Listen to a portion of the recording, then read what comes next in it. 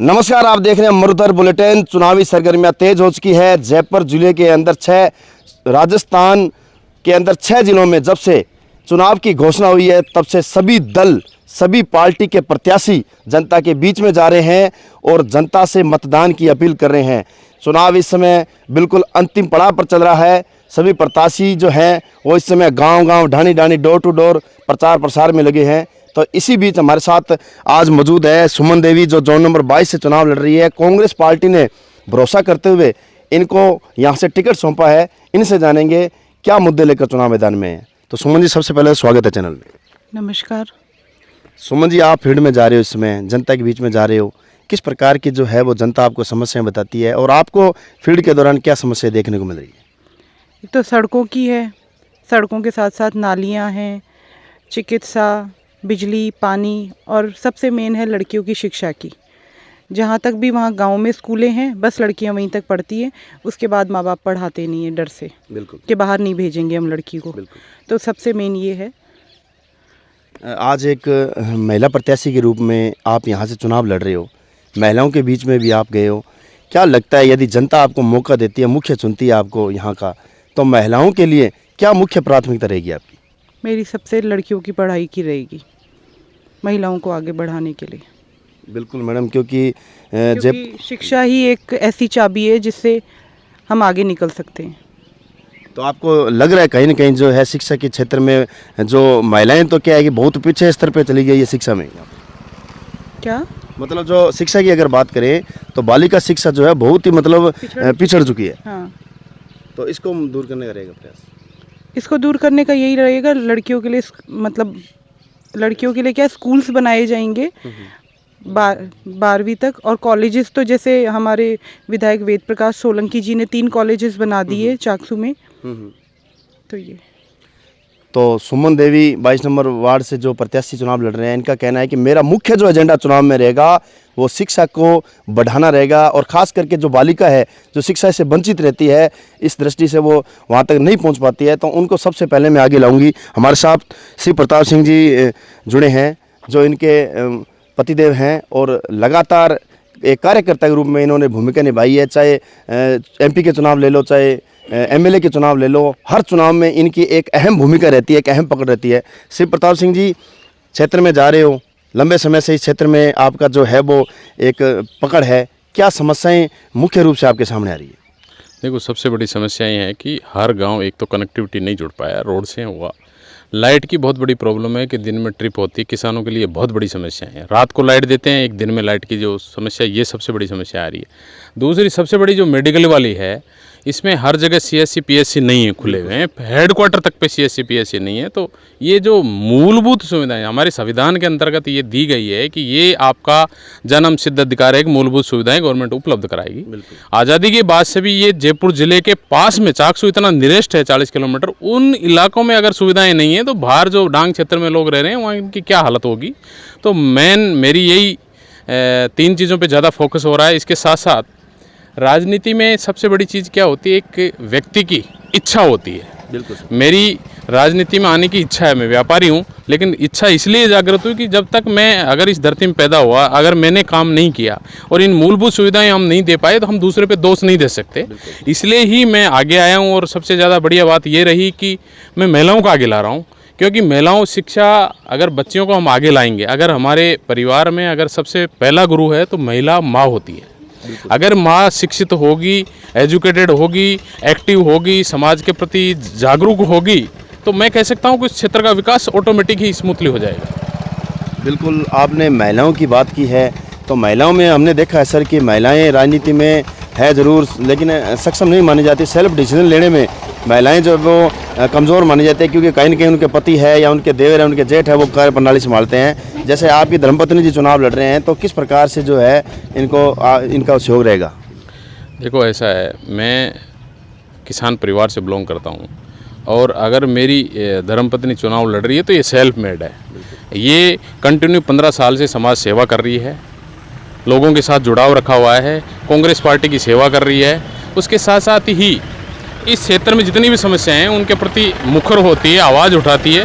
तो सबसे बड़ी बात इस चीज़ से आती है कि अगर खुद की ही जागरूकता है, ये प्रशासनिक सेवा में जाना चाहती थी, प्रशासनिक सेवा का एक दायरा होता है कि आदमी इतना ही काम कर सकता है, लेकिन ये एक ऐसा क्षेत्र है और एक जहाँ से हमारे राजेश पायलट साहब बोलते थे कि जहाँ देश की नीतियाँ बनती है, जब तक आप वो किसान और मजदूर नहीं बैठेगा, जब तक आप भला नहीं कर सकते। तो इसकी खुद की स्वयं की इच्छा हुई कि मैं इस राजनीतिक क्षेत्र में आकर के उन कुर्सियों पर बैठ करके मेरे भाइयों को, बहनों को वो न्याय दिलाऊं जो अब तक नहीं मिल पाया है। तो ये सेल्फ मेड है। इसलिए सर, जयपुर की बात करें तो राजस्थान की राजधानी जयपुर है और पूरा राजस्थान में एक लोगों की मानसिकता रहती है कि जयपुर विकास की दृष्टि से सबसे आगे है, लेकिन ग्राउंड की अगर बात करें तो हमने देखा है कि जयपुर सबसे पिछड़ा हुआ जो ग्रामीण क्षेत्र है, सबसे पिछड़ा हुआ है। आज से पहले यहाँ पर बहुत से विधायक आए हैं, जिला परिषद सदस्य भी आए हैं, लेकिन विकास देखें तो 5 साल बाद में स्थितियाँ वही रहती है, चेहरे बदल जाते हैं।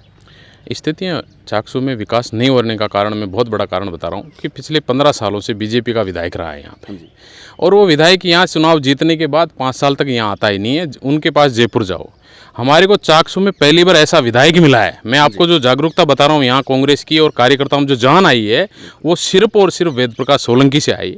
सोलंकी जी ने ऐसी जागरूकता ला दी, जो 15 साल में विकास नहीं हुआ उसको 2.5 साल में कंप्लीट कर दिया। चाहे आपका जिला अस्पताल हो, बिल्कुल सर, आप चाहे 3 पंचायत समितियां हो गई। चाकसू विधानसभा ऐसा है राजस्थान में जहां 2 पंचायत समिति इस विधायक ने बनाई है, बिल्कुल 15 ग्राम पंचायतें बनाई है। आपका खेल मैदान दिया है इन्होंने, आपके रोजगार के लिए रिको लिया है चाकसू में। आप ये देखो कि जयपुर के निरस्त होने के बाद इतनी जो मूलभूत सुविधाएं नहीं थी, वो 2.5 साल में इस विधायक ने कर दी कंप्लीट। तो कहीं न कहीं, और 3 गवर्नमेंट कॉलेज दिए, जहां हमारी बहनें, अभी सुमन जी ने बताया है कि सबसे बड़ा कारण जो हमारी महिलाओं को पिछड़ने का कारण था कि महिला शिक्षा पे ध्यान नहीं है यहाँ, बिल्कुल सर, स्कूल्स नहीं है। और कहीं न कहीं देखो परिवार को डर भी रहता है कि बच्चे को अकेले को नहीं भेज सकते। तो अगर गांव में 12 तक स्कूल हो जाएगी, हमारे क्षेत्र में गवर्नमेंट कॉलेज हो जाएगा, तो हमारी बहनें भी पढ़ेगी, महिलाएं भी आगे आएगी। तो ये सोच वेद प्रकाश सोलंकी की है, और इस गहलोत सरकार की मजदूर, किसान और मजदूर के प्रति हमेशा स्नेह रहा है। और वो हमेशा जो भी नीतियाँ कांग्रेस सरकार लाती है वो गरीब, मजदूर और किसान के प्रति लाती है। कितनी भी योजनाएं आप देख लो उठा करके, वो सारी कांग्रेस शासन की। बीजेपी वाले सिर्फ और सिर्फ मलाई खाने के लिए आते हैं। और आज देख लो देश में क्या हालात हो रहे हैं। मोदी जी कह रहे हैं कि मन की बात सुनो। अरे मन की बात यहाँ ग्रामीण में आके सुनो मोदी जी, जब पता लगेगा मन की बात आपकी है या इनकी है।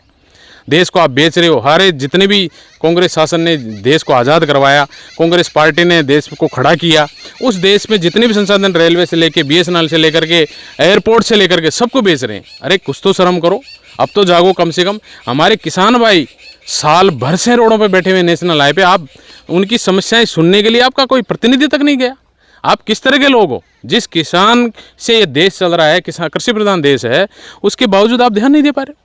तो ये बड़ी शर्म की बात है। बीजेपी वाले कथनी और करनी में बड़ा फर्क करते हैं। कांग्रेस वाले हमेशा राहुल गांधी, सोनिया गांधी, प्रियंका गांधी जी, हमारे डोडासरा जी और सारे कांग्रेसी, सचिन पायलट साहब, आपके डूडी साहब, वेद प्रकाश सोलंकी जी, गहलोत साहब, सारे लोगों की एक ही नीति है, कांग्रेस की एक ही नीति है कि हम कैसे ग्रामीण विकास कर सकते हैं, किसान मजदूर को हम कैसे आगे ले सकते हैं, अन्य पिछड़ा वर्ग को, शोषित वर्ग को हम कैसे आगे ला सकते हैं। हमेशा इस पे नीति पे काम करते हैं। और मैं एक किसान का बेटा और इस ग्रामीण से जुड़ा हूँ, मेरा ये वार्ड है।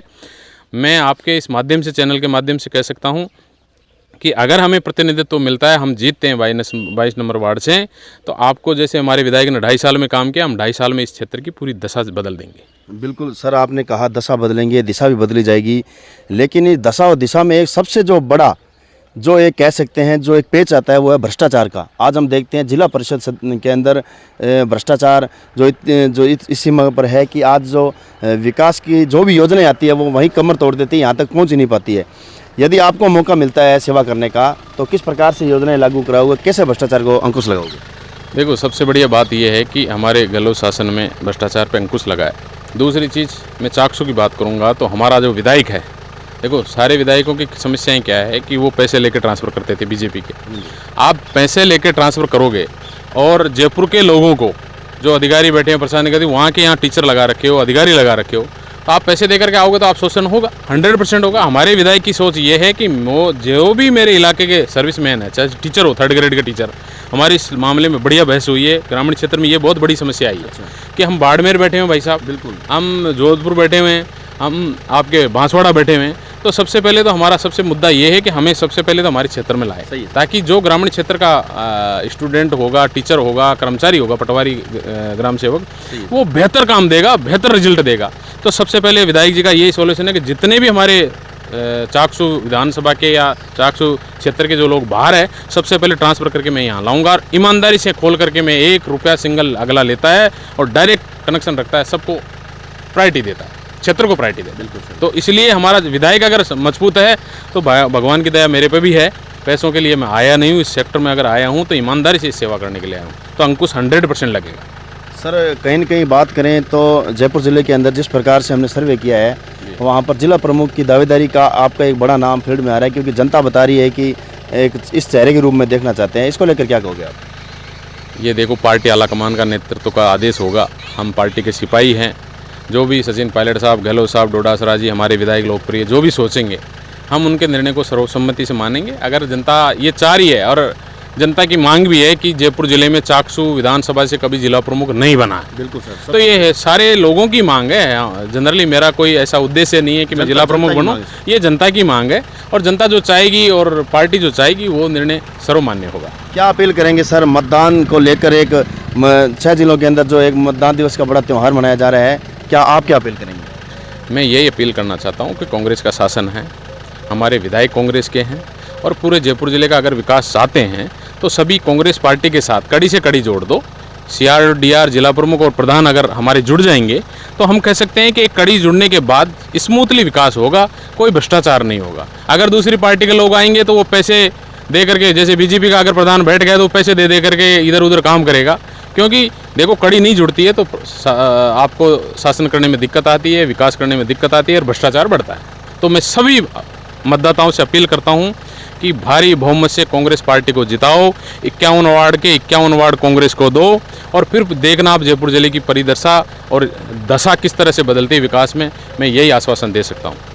मैडम, चुनाव अंतिम पड़ाव पर इस समय चल रहा है, मतदाताओं से क्या अपील करेंगे, क्या जनता को संदेश देना चाहोगे? यही अपील करना चाहते हैं कि कांग्रेस पार्टी को ज़्यादा से ज़्यादा मत देके भारी बहुमत से विजयी बनाएं। शुक्रिया।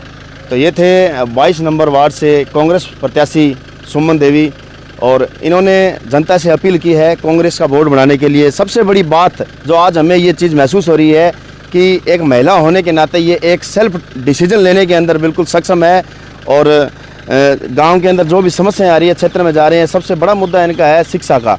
और शिक्षा का अगर विकास होगा तभी जो है वो सभी विकास की यहाँ से जो व्यवस्थाएं होगी। इसके साथ ही जो शिव प्रताप सिंह जी से हमने बात की है तो इनका कहना है कि कांग्रेस की जो है यहाँ से चेन बनेगी तो हमारा बोर्ड बैठेगा, तो कड़ी से कड़ी जुड़ेगी तभी विकास होगा और जनता की जो भी जन समस्या होगी उनको ज़्यादा से ज़्यादा है उनका निस्तारण किया जाएगा। कैमरामैन सहयोगी के साथ रमेश में।